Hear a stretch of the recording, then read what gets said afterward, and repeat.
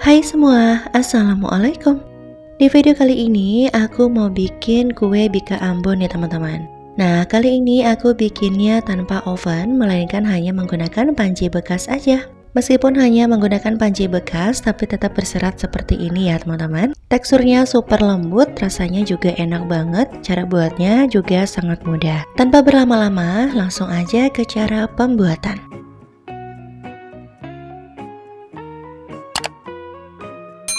Yang pertama, siapkan panci memasak. Kita buat cairan aromatiknya dulu ya teman-teman. Masukkan 1 sendok teh kunyit bubuk, kemudian 4 lembar daun jeruk, 1 batang serai yang sudah digeprek, 1/4 sendok teh garam, kemudian 200 ml santan. Selanjutnya, nyalakan api kompor, kita masak sampai mendidih sambil diaduk-aduk.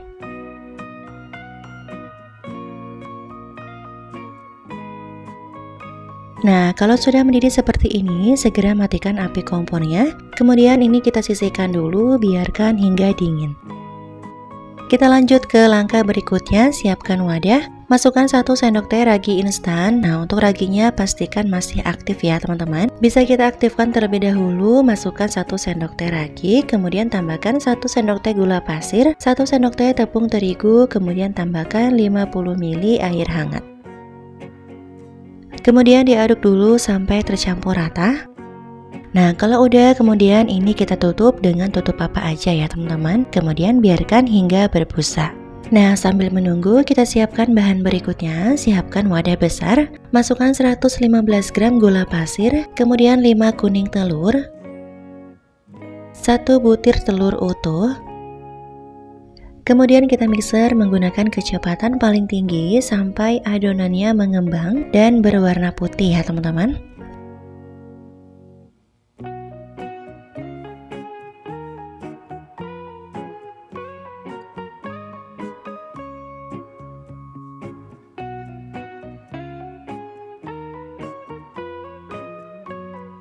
Nah, kurang lebih sampai seperti ini ya teman-teman. Ini aku mixer kurang lebih selama 9 menit. Kemudian matikan dulu mixernya. Selanjutnya tambahkan 60 gram tepung kanji, 20 gram tepung terigu, 20 gram tepung ketan. Ini sambil diayak ya teman-teman supaya tidak ada bahan yang bergerindil.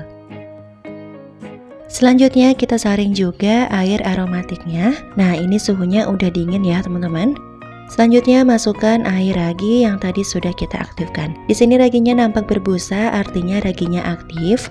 Kalau punya teman-teman tidak berbusa, artinya raginya mati ya. Sebaiknya tidak digunakan karena percuma aja. Jika tetap digunakan pun nanti kuenya tidak akan mengembang. Sebaiknya ganti dengan ragi yang baru ya. Kemudian ini diaduk sampai tercampur rata. Ini diaduknya secara perlahan aja ya teman-teman. Nah, kalau udah, selanjutnya ini kita tutup dengan tutup kaca seperti ini. Boleh juga menggunakan serbet. Ini kita diamkan kurang lebih selama 2 jam atau sampai mengembang ya teman-teman. Setelah 2 jam didiamkan, ini adonannya sudah mengembang atau banyak busa-busanya seperti ini. Kemudian ini kita aduk sampai busanya sedikit berkurang. Nah, ini kita aduknya secara perlahan aja ya teman-teman. Takutnya adonan yang sudah mengembang bisa turun kembali. Kemudian tambahkan 2 sendok makan margarin yang sudah dicairkan. Diaduk kembali sampai tercampur rata ya.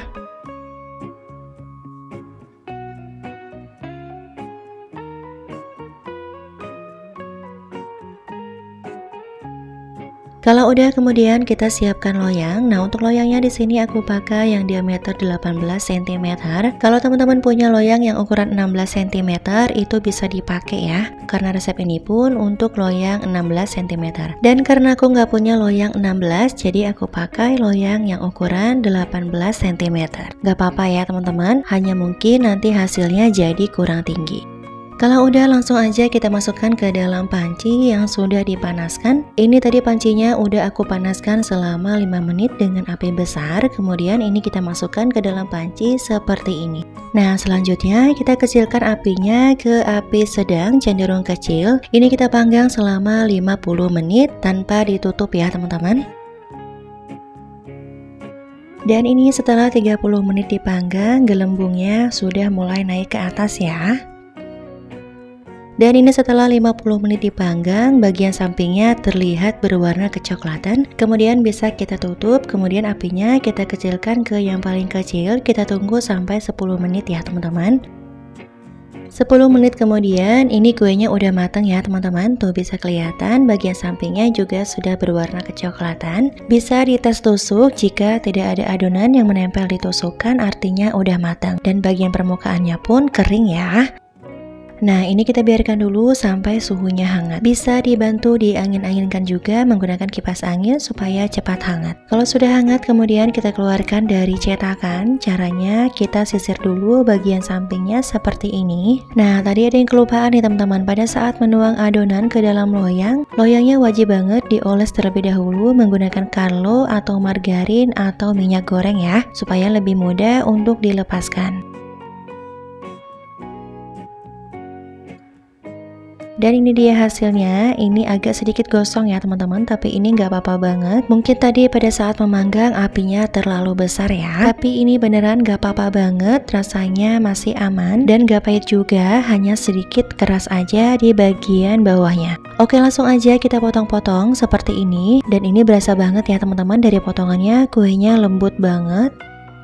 Dan ini dia kue bika ambonnya udah jadi. Gimana cara buatnya? Gampang banget ya teman-teman. Oke, langsung aja kita review kue bika ambon yang aku buat. Nah, untuk tampilannya seperti ini ya teman-teman. Ini warnanya bagus banget. Tuh bisa kelihatan ya teman-teman. Ini seratnya juga terlihat jelas. Teksturnya pun super lembut, empuk, dan ini manisnya juga pas. Cocok nih buat teman-teman yang gak suka yang terlalu manis. Resep ini recommended. Bisa buat ide jualan atau sebagai sajian bersama keluarga.